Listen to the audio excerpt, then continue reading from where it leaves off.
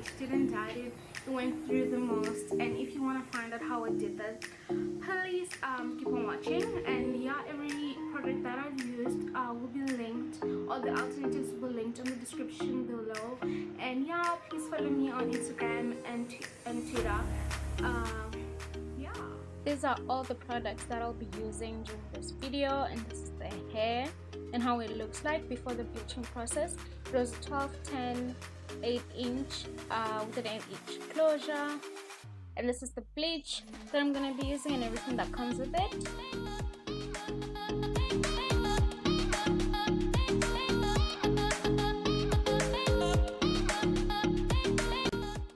This is step 1, which includes the white bleaching powder. This is step 2, which is the developer, and I'm just gonna mix that in my mixing bowl. And one thing to note that I don't like about this product is that there's way more white bleaching powder than the developer, and you have to mix it very carefully so that you don't have like white powder that clumps together and gets stuck in the weft of your hair, because then that will be bad, because even when you wash it, it won't come out. So just mix it well so that it really applies smoothly.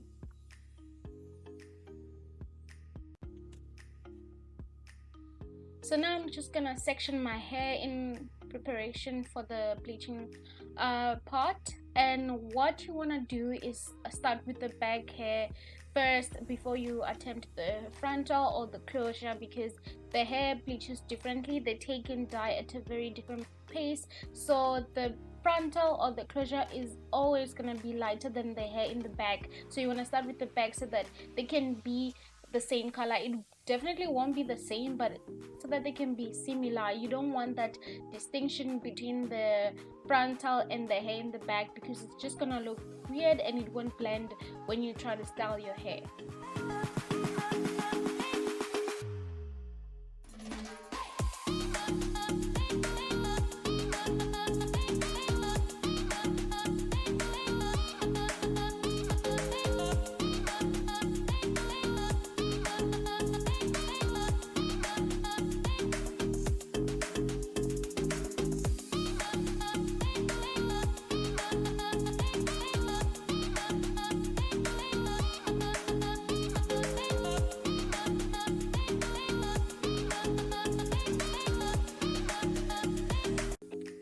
So what you want to do is to make sure that after each and every section you brush your hair.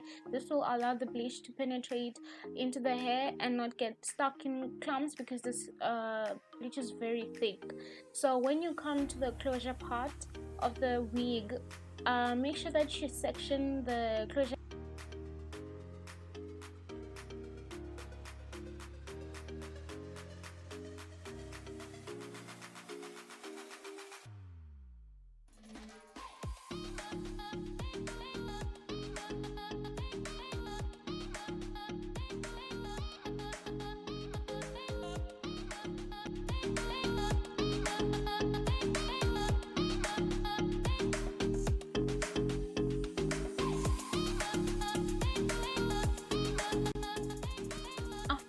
Applied the bleach to pretty much all the hair, you want to make sure that you brush it all out so that you can identify any black spots that have not been touched by bleach.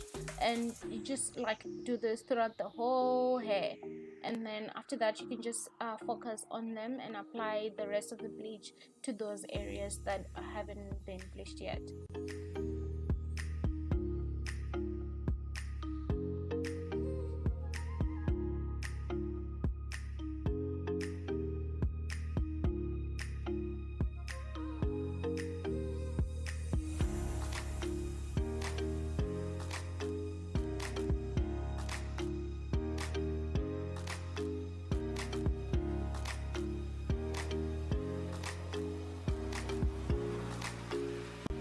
And when you're done, you're just gonna put it in a plastic bag, wrap it, and let it sit for an hour and a half.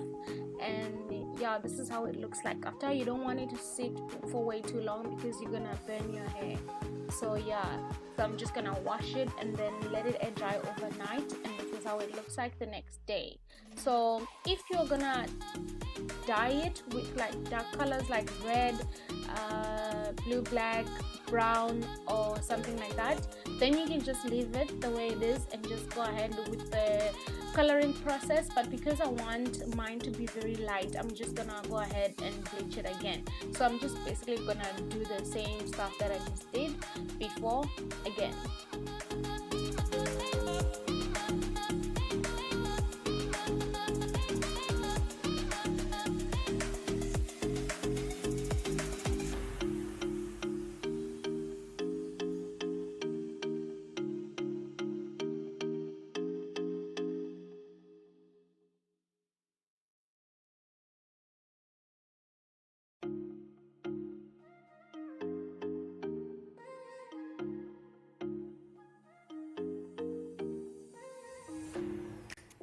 So after finishing the second bleaching process, I let it sit inside the plastic bag for an hour and a half, and this is how it looks like.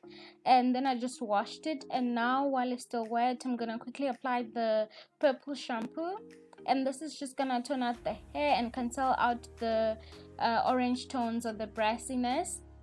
And I know that the camera is not picking up on the brassy tones because it's late at night, but the darker parts of the hair that you can see peeking through are the most brassiest because they did not get enough bleach. So yeah, I'm just gonna apply that, and then after that I'll put it in a plastic bag again and let it sit for 30 minutes. It does not have to be longer than that, so around 15 to 30 minutes, it's good.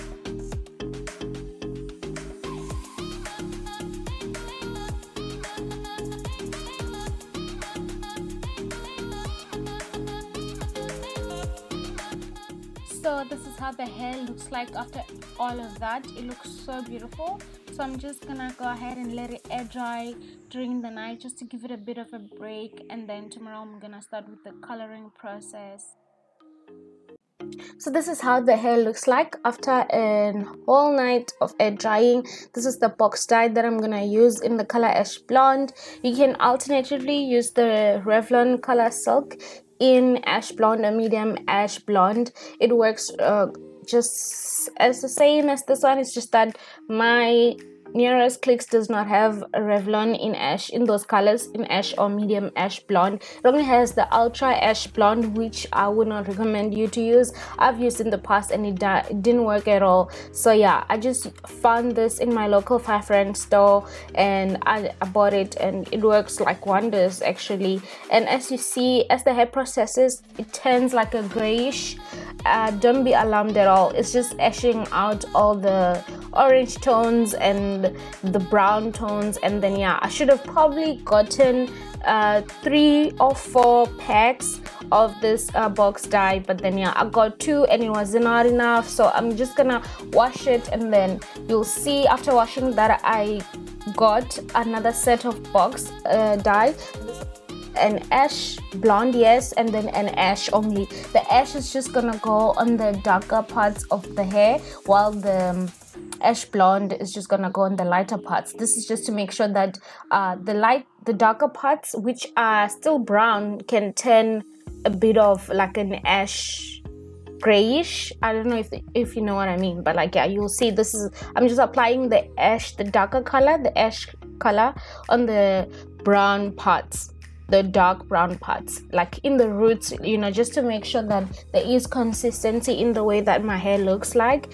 So yeah, that's it. This is how the hair came out, and I love it. It's so soft even after all that I put it through.